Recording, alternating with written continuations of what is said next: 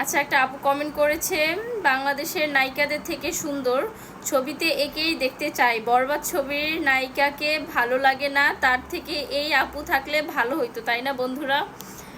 কখনোই ভালো হতো না। এখন আমি জানি না আপনাদের চোখে কেমন। সবাই বেসিক্যালি এই কমেন্টটা করছে যে বরবাদ মুভিতে নায়িকাটাকে ভালো লাগছে না, এর জায়গায় তো আমাদের সুমাইয়া রিমু ঠিক ছিল।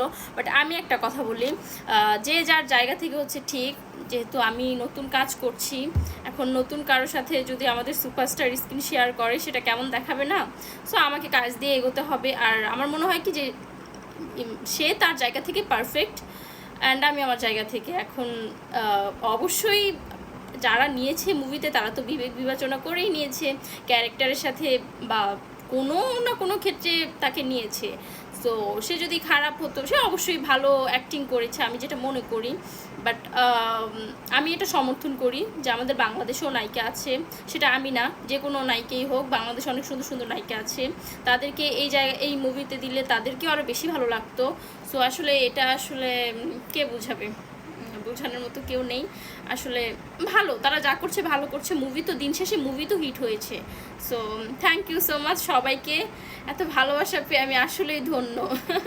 Thank you.